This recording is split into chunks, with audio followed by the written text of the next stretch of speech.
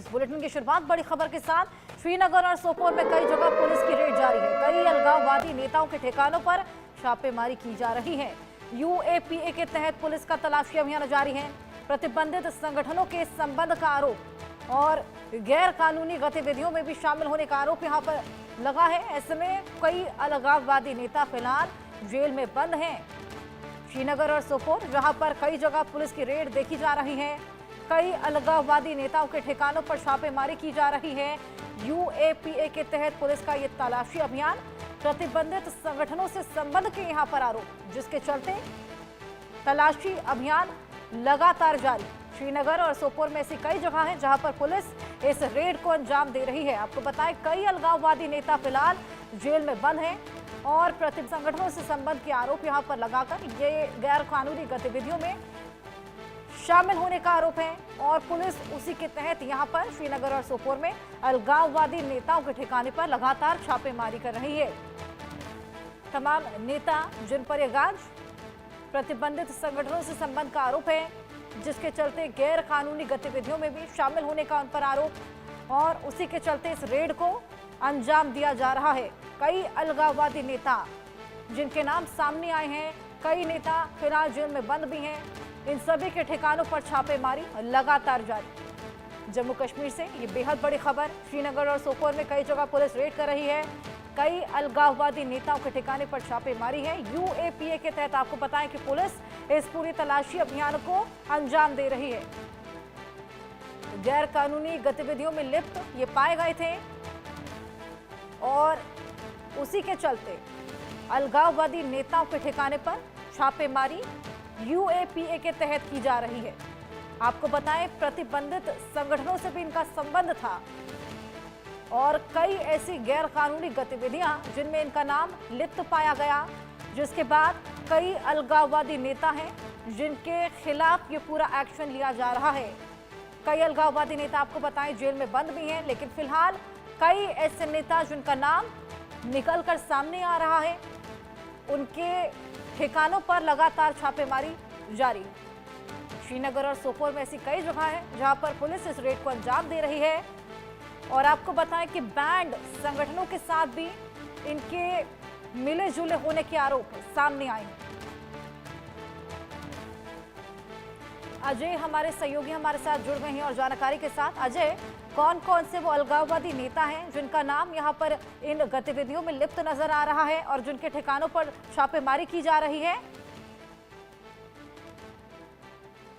देखिए हर्षा, बिल्कुल देखें आप तो जम्मू कश्मीर में जो टेरर इंफ्रास्ट्रक्चर और तमाम चीज़ों को मदद देने वाले जो अलगाववादी नेता थे, उन पर शिकंजा सुरक्षा बलों ने लगातार कसा और उसी का नतीजा है कि आप देखें जम्मू कश्मीर में शांति का दौर जो है वो शुरू हुआ। और आप देखें तो ताज़ा जानकारी के मुताबिक कई जगह पर जो है वो रेड्स का सिलसिला चल रहा है, जिसमें इस चीज़ को सुनिश्चित किया जा रहा है कि जम्मू कश्मीर में ऐसे नेता जो अलगाववाद को बढ़ावा देते हैं, जो फिर आतंकी गतिविधियों को लेकर चीज़ें आगे बढ़ती हैं, उस चीज़ में कहीं ना कहीं देश विरोधी गतिविधियों में आगे युवाओं को जो है प्रोत्साहित करते हैं।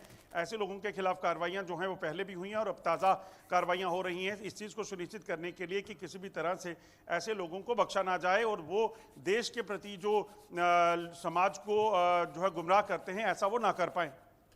बिल्कुल अजय, लगातार इस कार्रवाई को अंजाम दिया जा रहा है। क्या किन्हीं का नाम सामने आ पाया है या कौन कौन से ठिकाने हैं उनके बारे में पता लग पाया है?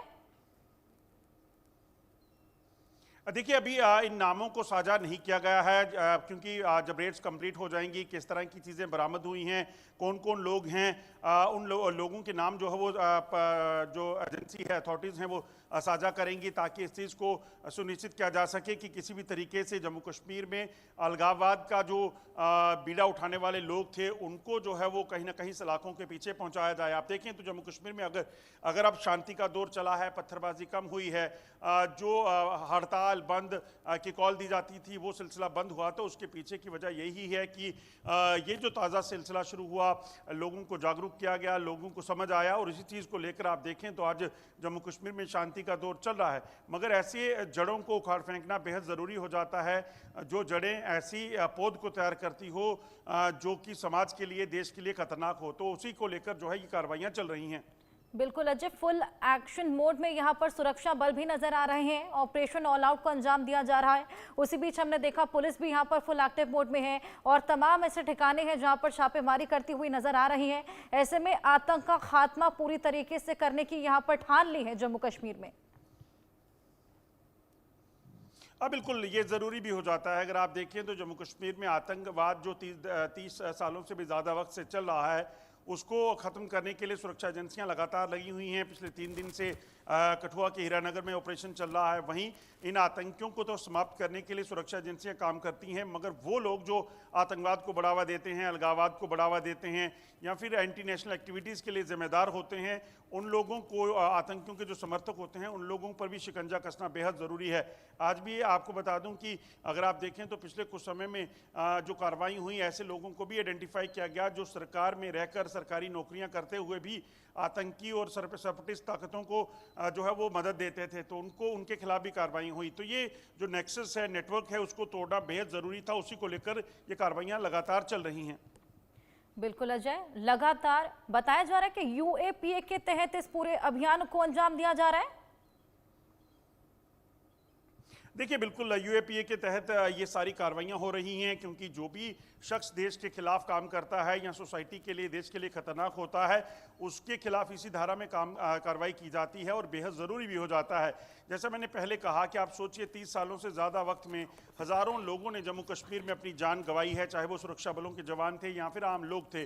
तो उसके पीछे की वजह पाकिस्तान था और पाकिस्तान की को मदद देने वाले वो लोग जो जम्मू कश्मीर में रहकर, लोगों में, आम समाज में रहकर जो है वो पाकिस्तान को मदद देते थे। तो उन लोगों को आइडेंटिफाई करके उनके खिलाफ कार्रवाई करना बेहद ज़रूरी था, ताकि उस पूरे आतंक के नेटवर्क को वापस जो खाद पानी देने वाले लोग हैं उनको आइडेंटिफाई किया जा सके। इसीलिए ये कार्रवाइयाँ हुई, पहले भी और अब भी ताज़ा कार्रवाइयाँ हो रही हैं। कुछ लोग जो समझ आते हैं वो कहीं ना कहीं सही रास्ते पे आ जाते हैं, उनको उस चीज़ का पता चल जाता है कि सही रास्ता ही बेहतर है, वरना गलत रास्ते पर जाकर क्या होता है।